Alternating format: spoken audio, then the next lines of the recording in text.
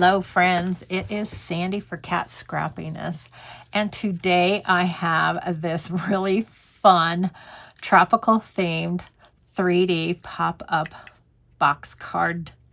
I absolutely love the way this card turned out. I think it's well, these little ladies set off anything they're on anyway. I put my little elements up here on acetate strips so that there's a little bit of movement to this box when people open it. The items or the die set that I use to make this is the Kat Scrappiness 3D pop-up box craft die, and it comes with the die. This piece is your background, and then it comes with 3 other pieces, little rectangular pieces that actually create the little layers to decorate. Plus, that's what actually makes the box. I also used for my waves the wave add-on for 3D pop-up craft die, and it also comes with 3 different sizes. I didn't use the smallest size. I used the medium size and the large size for my particular card.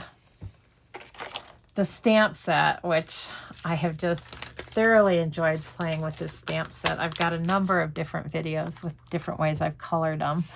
Is called Fabulous Feathered Friends, and it is such a fun and cute stamp set. You could use it for so many different occasions. Also has some really great little sentiments on it. All right, let's get started.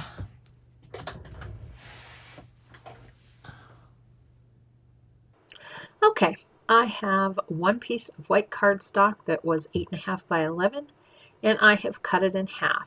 Now I'm going to place the 3D pop-up box craft die set on each one of those papers. I'm not sure if I'm going to be using all of those rectangle pieces, but I'm going to cut them out anyway. I'm going to cut the waves out of another piece of white cardstock. You could also cut these waves out of a piece of colored cardstock if you wanted to do that. I just wanted to ink mine, so I'm using white cardstock. Now I have all my pieces to build my 3D pop-up box. So we will move on to ink blending. I've placed my 3 wave pieces on my sticky mat. I'm going to be using Salvage Patina Distress Oxide ink along with my blending brush, and I'm just going to do a nice blend, soft color all the way across each one of those pieces. At this point, I'm not quite sure if I'm going to be using all 3 of the wave pieces, but I'll go ahead and ink them anyway. To add a little bit more dimension to those waves, I'm going to take my smaller blending brush along with some Mermaid Lagoon Distress Oxide ink, and I'm just going to add a little bit of that darker color at the bottom of my waves, keeping that lighter color up top. I decided that I wanted to put my sentiment on that very front of the box rather than up on the background piece. So I'm using the smallest of the rectangle pieces that is in the die set. I'm going to use some Kitsch Flamingo Distress Oxide ink, and I'm just going to do a nice even coat all the way across that piece. To add a little bit of shading to that piece, I'm going to take my smaller blending brush and I'm going to just dust up those edges with a little bit of picked raspberry Distress Oxide ink. I like to have multiple colors usually when I'm ink blending. For the piece that actually makes the box, I wanted to have my background in the center area, but I wanted to keep my little side panels a solid color. So I'm going to use some temporary tape here. I'm also using just some scrap cardstock because when I start ink blending, sometimes I get a little carried away and a little bit messy. But I'm going to tape off those little areas, and it's very easy to do because there's an embossed line on there, so you know exactly where to line up that tape. And then I'm going to take a little bit of my Kitsch Flamingo Distress Oxide ink, and I will blend that color on both sides of those panels. Once I have that done, I will go back in with my smaller blending brush and add just a little bit of um, picked raspberry. Now I could have just run my sky and the base of my water all the way across, but I wanted a definite definition between the sides and the background. I'm covering up those side panels now, and what I want to do is I want to, a little bit of color at that bottom part of my background. I don't want my sky to go all the way down um, past those waves because that would just look kind of silly. So I'm going to use the very widest of the waves, little, it's like a bridge, I'll call it a bridge, and just kind of put a little tick mark where that ends. That way I know where I can blend my color up to. Using a scrap piece of cardstock again, I'm just going to blend in a little bit of that salvage patina, and that's just going to be the background of my water area in my box or my little scene here. I'm using some tumbled glass Distress Oxide ink to start laying in my clouds. Now I've got a cloud stencil from my stash, and I generally, when I work on my clouds, I start at the very top and I start moving down. Once I get almost to the bottom, I don't want my clouds going straight into that horizon line, so I'll stop a little bit above that and then just blend in some of my ink to make it look more real or more natural, so there's an actual horizon line on my ink blending. With the ink blending done, I am going to go ahead and fold in those two side panels. This is pretty easy to do. The die actually kind of embosses a little line there for you so that you know exactly where to fold it. Now I want to fold my little waves, and there's an embossed line on the end of each one of those. So I will do two of the waves and then the one pink rectangle that I inked that's going to have the sentiment on it. I'll just go ahead, fold those there, and I'm not gluing them just yet. Now I really wanted my sentiment to pop on this, so I decided I would go ahead and heat emboss it with black embossing powder. So here I'm just using my anti-static powder to dust up that rectangle, and then I'm going to use a little bit of Versamark ink, and I'm going to get that sentiment stamped in the center of that little piece there. I will just put some of that black embossing powder over that inked area and then heat set it with my my heat gun. I don't know about you, but I get so weirded out when I get a lot of that embossing powder on my work surface. I don't like that gritty feel. It makes me crazy, so I'm constantly wiping it off when I'm heat embossing. Blah. All right, let's get these waves on. I am starting with the very largest one. I'm putting a little bit of glue on that folded tab, and then I am butting that up against where the fold is on those panels that fold in from the side on the background. I also want to train this paper at this point to close. So this card needs to be able to close, and I want to make sure that nothing folds or creases as I'm moving us back and forth. So I'm going to take my bone folder at this point and really give that a good press with it all the way in that flattened position. That way, that assures me that that card is going to close when it's in its flat position.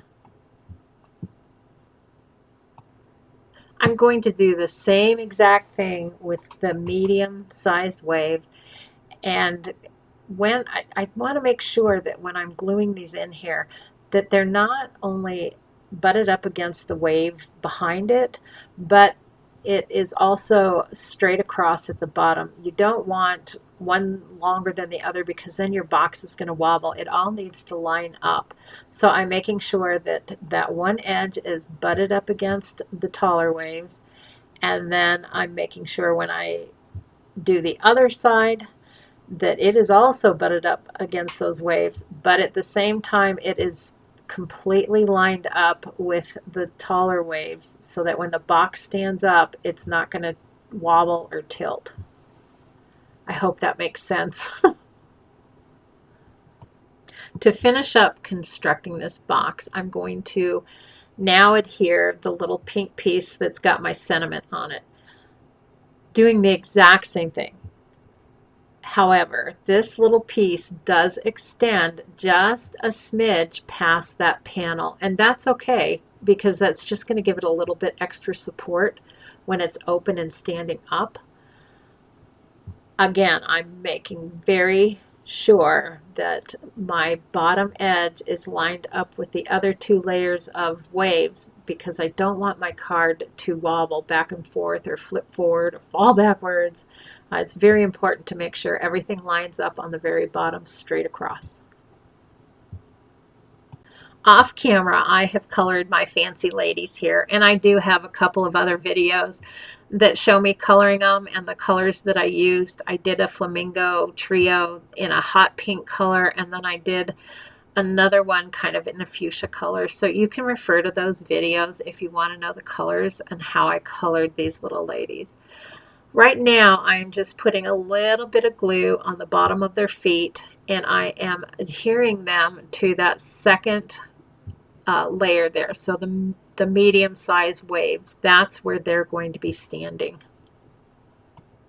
I colored a few extra hibiscus flowers and little fancy drinks because I wasn't quite sure what and where I was going to put them all.